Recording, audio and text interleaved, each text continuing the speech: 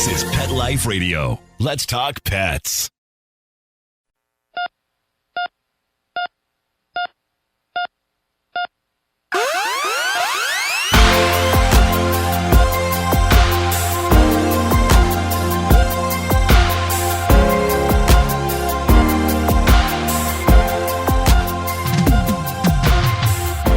Welcome to ER Vet on Pet Life Radio. I'm your host, Dr. Justine Lee, and I'm an emergency critical care veterinary specialist and toxicologist. Thanks for joining us.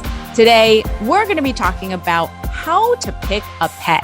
Now, if you're listening to ER Vet, you probably already have a dog and cat, but let me fill you in. There's a lot of tips when it comes to picking the right four-legged family member. We'll talk about this right after these messages.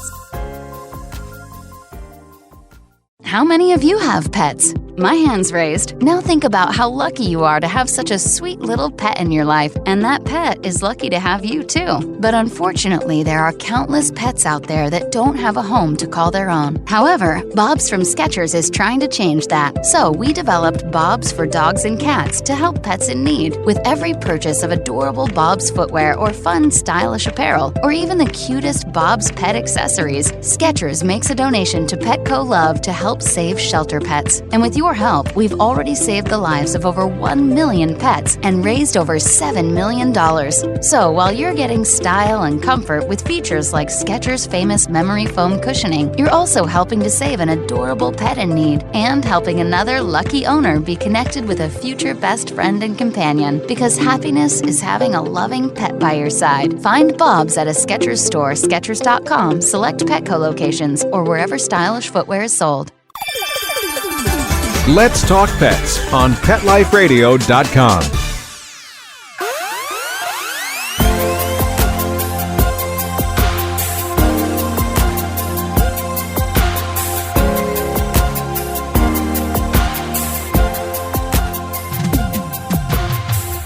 Welcome back to ER Vet on Pet Life Radio. Now, I'm assuming if you're listening to our show on Pet Life Radio, you probably already have a dog and a cat and a horse and a bird and a bunch of different types of pets. And I love the fact that you're trying to listen to be as educated as you can as a pet consumer. But I will also tell you, if you have someone in your family or in your life or a colleague who's thinking about picking a pet, you want to make sure that they pick the right species and they pick the right breed. There's a lot of things to know when you're adopting or purchasing a pet for a lifetime. After all, pet ownership should be for the life of the pet. Now, I always say it takes a huge commitment. And if you're commitment phobic, I always recommend starting with cats first. Now, in full disclosure, most men are anti-cat initially, but I'm going to say it's because of lack of exposure. Most men don't admit to actually loving cats because they haven't had a lot of exposure to them. Let's admit, our feline family members are a bit atypical. Sometimes they're aloof. They want to sit on your lap, but they don't want you to pet them. So cats have a lot of intricacies, but I always say once you live with a cat, you really do fall in love with them. Now, I'm going to just share how I got my pets. I always grew up with dogs, cats, birds, but I didn't get my first adult cat or pet until I graduated veterinary school. Now, most people, when they go through veterinary school, have like 6 dogs, 6 cats, but I elected not to because I ended up being petless, but being able to pet sit for a lot of my colleagues and my classmates. The reason why I actually adopted a cat after vet school was so I knew about all things feline. Now, I adopted a little kitten named Seamus, and this was back in the late 90s when I was doing my internship at Angel Animal Medical Center in Boston, Massachusetts. I wasn't actually planning on adopting a kitten. In fact, Seamus just happened to come into my life. It turns out that Seamus was actually a suspect animal abuse case. He was brought in by a family and was severely neurologic, and he had several fractures. I suspected that he was either accidentally stepped on or maliciously thrown against a wall, which unfortunately we do see animal abuse. He was really neurologic. In other words, he couldn't stand, he couldn't see, he had a severe head tilt, and he had some fractures, microscopic fractures to his back and also at the tip of his tail. Now, thankfully, you guys know cats have 9 lives, Well, he made a miraculous recovery after 24 hours of care.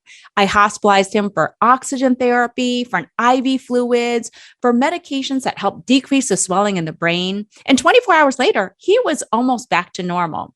Now, back in the late 90s, costs were a little bit less expensive for veterinary care. And I ended up calling the owners 24 hours later and saying, hey, Seamus is ready to go home. He had a different name at that time. And I let them know that his bill was about $700. Well, the pet owners never came back for him. I don't know if it's because they abandoned him, if they had financial limitations, but it ended up working well for me because I ended up adopting him. Now, keep in mind, he was a tiny cat. He was just over a pound. And I will tell you a little bit of background about me. While I was in veterinary school, I wasn't the type that would go, quote, all out, end quote, for a dog or a cat. I definitely do what was appropriate to medically treat them, but I probably wouldn't spend tens of thousands of dollars doing kidney transplants and major surgery or chemotherapy. Well, that's when I became smitten with my kitten. Seamus, who I actually named after one of my favorite feline patients while I was at Boston, ended up growing on me. And I remember just a few days later carrying him around in the hospital in my white lab coat pocket saying, I'd give you a kidney transplant. I fell in love with this cat. And one of my favorite things about Seamus was that he taught me all things about cat ownership. Now, I had grown up with cats when I was younger, but he was really my first adult pet. In other words, I had to take full financial responsibility for him, and there wasn't anyone else who was caring for him. I had to learn about kitty litter boxes. I had to learn about the best types of kitty litter to buy. I had to figure out what I was going to feed him and whether or not I was going to feed him ad lib, which means I leave food out at all times, or if I was going to feed him once or twice a day. I had to get him adjusted to living with other cats in the household or even other dogs. And I also had to figure out his preventative care. So I will say, while some people may start out as dog people versus cat people, a lot of people aren't cat people originally because they haven't had exposure to them. Now, I will say, as a veterinarian, cat owner, and dog owner, I'm going to borrow Arden Moore, another Pet Life Radio co-host term. I'm a bipedal. I love them all. So the question is, should you get a cat or a dog? Well, again, if you're commitment phobic, I really do encourage getting a cat first. Keep in mind that dogs are incredible, but they are so much more high maintenance. The good thing about cats is they're perfect if you live in an apartment setting. It's always really nice when you come home from a long day of work and have someone who comes to greet you. Cats don't really require any training. They already know how to use a litter box, and honestly, they don't require too much cuddle time. If you travel for business, you can potentially leave for 1 or 2 nights without having to worry too much, but there are a couple of cons that you have to be aware of. First of all, cats don't like sudden change. So if you're getting new roommates or moving frequently, now is not the best time to get a cat. The second thing, they are nocturnal. So if you don't like having a cat run around your head at 2 a.m., just be aware they're nocturnal as compared to dogs. They also require just as much grooming as dogs. You still have to brush them out at least once or twice a month. You still have to cut their nails at least once to twice a month. And you have to keep in mind, if you don't keep their nails trimmed, they can scratch furniture. Some cats also will occasionally vomit around the house. So just be prepared for that. But I will say, medical studies have proven that cat ownership is actually good for you. It lowers your blood pressure. It reduces your stress. I know for me personally, just hearing the sound of my cat purring on me reduces my blood pressure and makes me so grateful to have a feline family member in my life. Now, I didn't get my first dog until I was in my mid-20s. And again, I grew up with dogs, but dogs are so much more high maintenance and require a whole bunch more of time commitment and money. Why? Well, to be quite honest, my general rule, and I've talked about this before on ER Vet, is you shouldn't commit to dogs unless you can commit to at least 30 minutes of exercise a day and 2 levels of obedience training. The more you invest in your dog in the initial first year of their life, I promise you the better dog ownership will be for all of you. If you business travel a lot, if you work really long hours, I'm talking 12-hour days, it is not fair to get a dog because dogs really shouldn't go more than 7 to 8 hours without being able to go out to urinate and defecate. And dogs need to be walked at least 3 times a day. Just because you have a fenced-in yard doesn't mean that you have the perfect home for a dog. In fact, as a veterinarian, I see that more dog owners with fenced backyards actually get less exercise because pet owners just let them outside. Well, dogs don't run around and chase themselves. They don't exercise in the backyard. Yes, they'll defecate. Yes, they'll urinate, but they really need that environmental stimulation and that exercise. Dogs also end up being a little bit more expensive. Now, of course, that's going to depend on what breed you get or what kind of hair coat your dog has. But in general, if you have something that ends with a doodle or has a curly hair coat, you better be prepared to pay for grooming appointments every 6 to 8 weeks.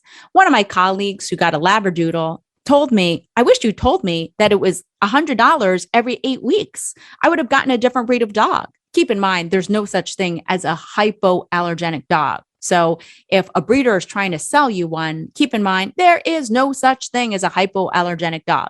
Dogs with curly hair oftentimes will shed less, so they release less allergens.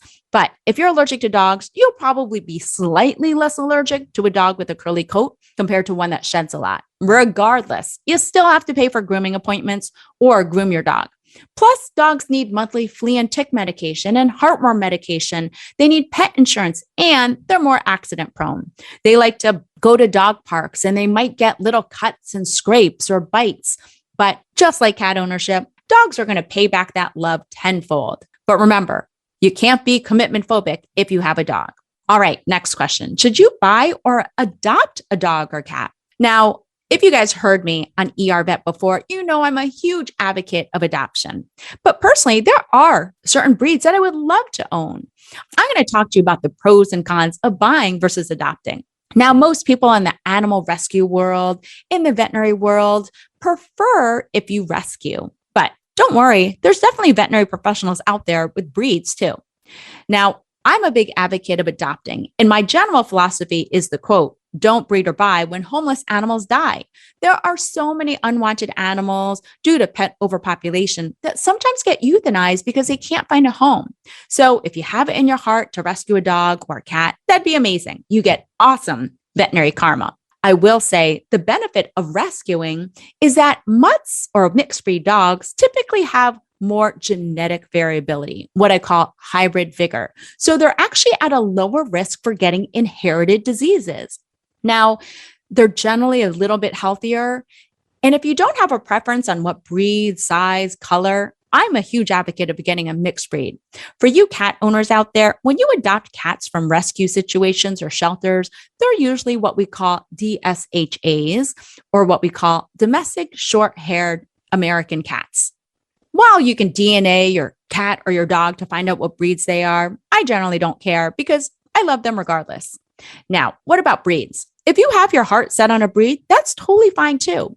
I will tell you, there are some breed-specific rescue groups out there, so just be aware you can still rescue a purebred also.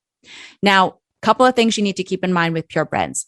The one great thing about purebreds is that they are bred to look the same, to be the same color, so you know exactly what you're going to get for the most part. In other words, you know what color, make, or model they're going to be. For more information, I'm going to advocate that you go to the American Kennel Club or AKC website, or for you cat owners, the Cat Fanciers Association or CFA. If you know you want a dog that's large, friendly, gets along with your whole family, and you're set on a golden retriever or a Labrador retriever, make sure you do your research. The main reason why is, unfortunately, some breeders will inbreed their dogs, which means that the mother may be bred to a close relative, resulting in puppies that have less genetic variability. In other words, less hybrid vigor. As a result, we end up seeing more inherited diseases in certain breeds. For example, golden retrievers, while I love them, they're amazing, friendly family dogs. They unfortunately have a really aggressive type of cancer called hemangiosarcoma. If you love Labradors, they're prone to obesity and secondary ACL or cruciate tears. So you really want to do your research. My next hint when picking a dog, please ask around. Ask your friends, colleagues, and your veterinary professionals. I always say your little shortcut hint is to do what your veterinarian does. Now, I will say that I love certain breeds, but there are certain breeds that veterinarians never own because we know that they're going to have more behavioral issues, or we know they're going to be more aggressive, or we know they're going to be more hyperactive, or maybe they're not great with cats, or maybe they have more inherited diseases. So when in doubt, you really want to do your research. We'll continue with this really important topic of how to pick the right pet right after these messages from our sponsors. Does your pet's breath leave a bit or a lot to be desired? You can give your pet the gift of sweeter breath and you'll get sweeter kisses with Probiora Pet. That breath is the result of harmful bacteria which lives in your pet's mouth, and that harmful bacteria can lead to serious health problems. The solution is to crowd out that bad bacteria with positive bacteria. All it takes is 1 scoop a day of Probiora Pet mixed into their food to replenish the good bacteria. That's it. This all-natural, no-taste, no-odor powder is the only dental care probiotic for pets, which delivers beneficial bacteria, which supports tooth and gum health, and crowds out the bad. A healthy body starts with a healthy mouth, and Probiora Pet is the best way to give your pet a healthy mouth. And our listeners get a 10% discount using PLR10 at checkout. To purchase, go to probiorahealth.com. That's probiorahealth.com and use code PLR10 at checkout for 10% off. Let's talk pets Let's talk pets on Pet Life Radio. Pet Life Radio. PetLifeRadio.com.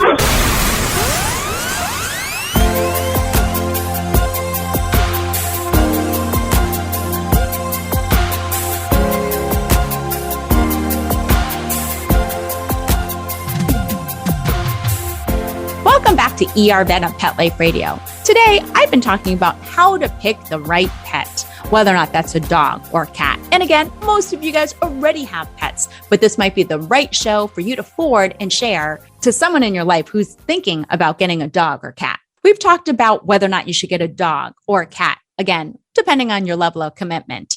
Now, if you're not sure if you're going to love cats, I really recommend spending some more time with them because I promise they grow on you. We also talked about whether or not you should adopt or purchase. The most important thing is to do your research. Now, there are several categories of purebreds to pick from, and I generally say do your research. This is going to include breeds such as the herding breed, the working breed, the sporting breed, the hound, terrier, toy, or non-sporting breed. When in doubt, do your research at the American Kennel Club website. They have great information.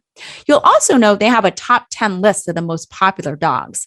And at least in 2020, these included Labradors, German Shepherds, Golden Retrievers, French Bulldogs, Beagles, Poodles, Rottweilers, German Shorthair Pointers, and Yorkshire Terriers.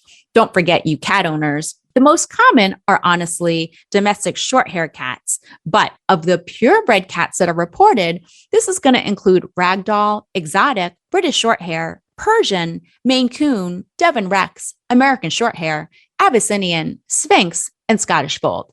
Keep in mind that list is based on those cats that are registered through the Cat Fanciers Association. So again, does not include the majority of what I call mixed breed or mutt cats out there or domestic short hair, which are the most common and my favorite. All right. So you picked your species. You've decided you want to get a purebred versus a rescue dog. What do you need to know now? How to pick the right breeder.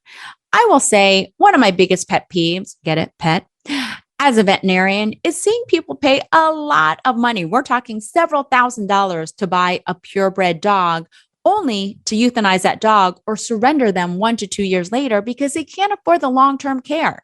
I honestly will tell you, when you're picking a dog, please be aware that the upfront cost of purchase of the dog is nothing compared to the first few years of life. Remember, when you get a pet, it's always going to be more expensive in the first year because they need their whole puppy or kitten series, which should be at least 4 to 5 veterinary visits before 20 weeks of age. They need collars, leashes, kitty litter boxes, crates, dog food or cat food, toys, environmental stimulation, surgery to neuter them or spay them. Again, that's all going to occur within the first year of life for you good pet owners out there. So keep in mind, if you have financial limitations, I'm all for dog and cat ownership, but you might want to consider saving the money for the cost related to pet care versus the upfront costs of purchasing that pet. Now, when it comes to picking a breeder, there's definitely a list of questions that you need to have. You want to do your research. You don't want to just pick some random place because they have a great website. Here's my general rule. You want to visit the place, and please don't prepare to walk home with a dog or a cat that day. You need time to think about it. So the questions you want to ask a breeder, you want to ask whether or not the parents are well vaccinated and have routine care by a veterinarian. Are they on heartworm medication or flea and tick medication? If the breeder says, he doesn't need that stuff, then you need to run. You're just putting inappropriate money into a bad breeder, and they're not advocating for the health of that pet. You want to look at the environment. If it's in the basement and it reeks of feces and urine, all the cages are stacked on top of each other, you're not rescuing that breed by purchasing them today. You're just putting money and supporting that breeder to continue to breed. So please run and consider reporting them to your local animal control. You also want to find a good breeder who actually tests or certifies puppies at a veterinary specialist. There are certain breeds that get inherited disease that these puppies or kittens are born with, certain eye diseases or heart diseases. I give huge kudos to really good breeders who spend the money and time to take their whole litter to a cardiologist or a veterinary ophthalmologist to have their hearts and eyes checked. That's because some breeds get diseases like subaortic stenosis or collie eye, and this can be identified by a veterinary specialist. Nobody wants the unfortunate circumstance of purchasing and spending several $1,000s on a purebred puppy only to find out 6 months later that they're going to only live for a year because they have a severe heart defect, right? It's only going to be more painful for you. So you definitely want to invest in breeders who take the time to certify and test their dogs. For dogs that have hip dysplasia, a really responsible breeder is going to certify that the parents or breeding line are tested for hip dysplasia to make sure that they're not passing on those bad traits. I also wanted to mention there are actually lemon laws out there for pets. If you purchase a pet and find a defect in that pet, you can actually check with your state's lemon laws. Now, these are really hard because some breeders will refund the full price of purchase and take the pet back, or they'll reimburse you for initial veterinary care. The problem is you've already fallen in love with that new pet. So it's really hard to surrender them to get your money back. So when in doubt, that's why I always say you need to do your research first. My second red flag for purchasing a dog or cat is the age of the puppy or kitten. If you find a breeder who's trying to get rid of their litter before 8 weeks to 10 weeks of age, look somewhere else. Dogs and cats have to be with their litter mates until about 8 weeks of age because that's a really important time for socialization. That's when they learn how to play with their litter mates. That's how they learn how to respect their mother and other pets. That's where they learn bite inhibition. It's really important to make sure that puppies and kittens stay with their mother until at least 8 weeks of age. When in doubt, you always want to make sure that if you're thinking about getting a dog or cat, or someone in your life is thinking about getting a new pet, you want to do your research and you want to do it well. Look at websites that end with the .edu for more information. Go to the AKC website or the Cat Fanciers Association website for great information.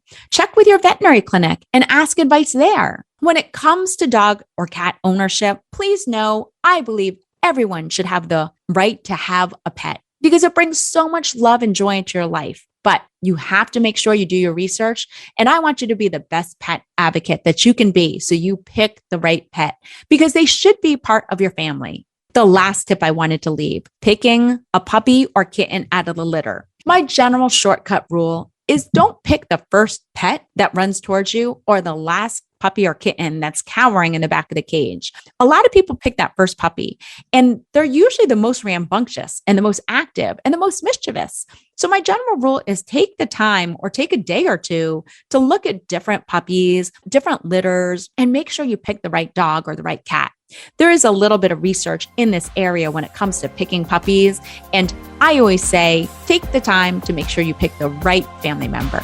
Well, that brings me to the end of today's show. I hope you found this information helpful, and if you did, please make sure to share it with someone who's thinking about adding a pet to their life. You can always find me at drjustinelee.com, on Facebook or Instagram at Dr. Justine Lee, or email me your pet questions at drjustine@petliferadio.com. With that, we're out of time, and we want to thank Mark Winter, our producer, for making this show possible. See you at the next episode. Let's Talk Pets, every week on demand, only on PetLifeRadio.com.